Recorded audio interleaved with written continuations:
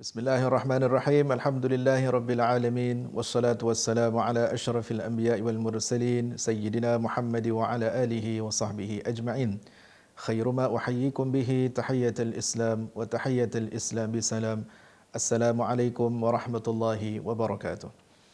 Bersama saya sekali lagi Muhammad Syafi bin Abdul Rahman dalam kapsul sirah bagi siri yang kelima.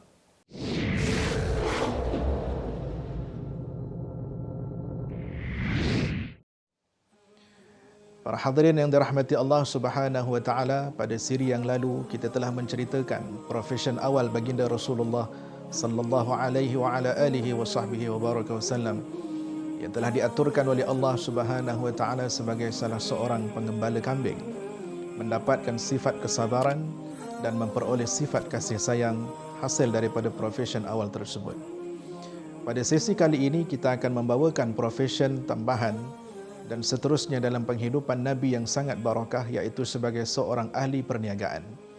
Seperti mana kita sedia maklum, perjalanan kehidupan Nabi sallallahu alaihi wa ala alihi wa sahbihi wa baraka wasallam yang terlibat dalam keadaan struktur masyarakat yang dikelilingi oleh peniaga-peniaga yang muncul pada zaman masyarakat Arab Quraisy, termasuklah daripada kalangan para as-sahabah radhiyallahu taala anhum ajma'in yang terlibat dengan profession perniagaan.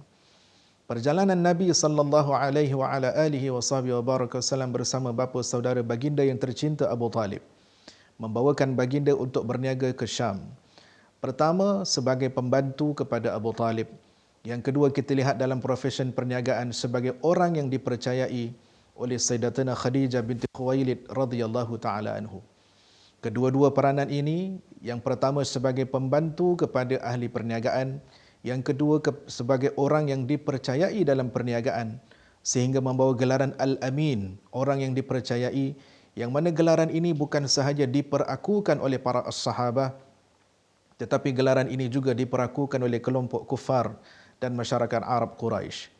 Sifat amanah yang begitu tinggi yang dibawa dalam setiap perjalanan perniagaan, selain daripada kepercayaan yang telah diberikan dan dipulangkan balik dengan membawa keuntungan, walaupun dengan modal yang sebelum itu dibawakan oleh peniaga-peniaga yang lain. Tetapi kerana nilai keberkatan yang sangat luar biasa, perniagaan yang diberikan modal oleh Sayyidatina Khadijah radhiyallahu taala anha dibawa balik dengan modal keuntungan dengan ada nilai tambahnya, iaitu kepercayaan yang sangat tinggi. Sehingga kan ungkapan ini disebutkan oleh Maisarah, orang suruhan Sayyidatina Khadijah radhiyallahu taala anha, tidak pernah aku menemui orang yang begitu dipercayai dan amanah dalam perniagaan seperti mana yang aku lihat pada diri Nabi Muhammad sallallahu alaihi wa ala alihi wa sahbihi wa baraka wasallam.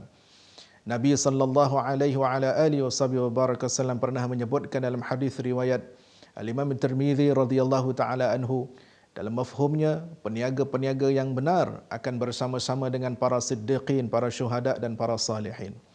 Juga disebutkan oleh Al-Imam Al-Ghazali rahimahullahu ta'ala dalam Ihya Ulumuddin sebagai salah satu ungkapan yang sering diungkapkan dan diberitahu kepada kita, yang mana berniaga ini merupakan 9 daripada 10, 9/10 dalam sumber rezeki yang dikurniakan oleh Allah Subhanahu wa ta'ala. Apabila Allah Subhanahu wa taala mengaturkan satu-satu peristiwa perjalanan yang diberikan kepada baginda Nabi sallallahu alaihi wa ala alihi wa baraka wasallam, pada kali ini khususnya dalam bidang perniagaan, sedikit sebanyak ada misi tersurat dan tersirat yang Nabi dapat fahami serta Nabi dapat mengimani dalam perjalanan yang begitu barakah yang Allah Subhanahu wa taala aturkan, sehingga membawa kepada nilai tambah kepada masyarakat yang menerima dakwah baginda Nabi sallallahu alaihi wa ala alihi wa baraka wasallam. Kepada mereka-mereka yang mengambil profesion dalam perniagaan, ambillah contoh sebaiknya yang ada pada susur galau perniagaan Nabi Muhammad sallallahu alaihi wa ala alihi wa baraka wasallam. Contohilah para as-sahabah radhiyallahu taala anhum ajma'in wa ardah yang memiliki aset dan kekayaan luar biasa dan juga memiliki jiwa yang kaya kepada Allah Subhanahu wa taala. Mereka begitu cemerlang dalam perniagaan, mereka juga begitu cemerlang dalam hubungan dengan Allah Subhanahu wa taala. Harta yang Allah kurniakan bukan semakin melalaikan, tetapi semakin mendekatkan diri mereka kepada Allah Subhanahu wa taala.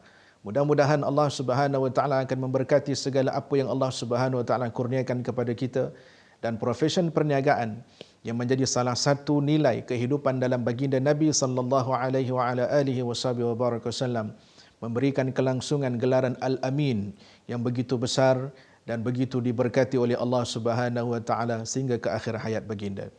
InsyaAllah kita akan bertemu di lain kesempatan. Hadza wabillahi taufiq wal hidayah. Wassalamualaikum warahmatullahi wabarakatuh.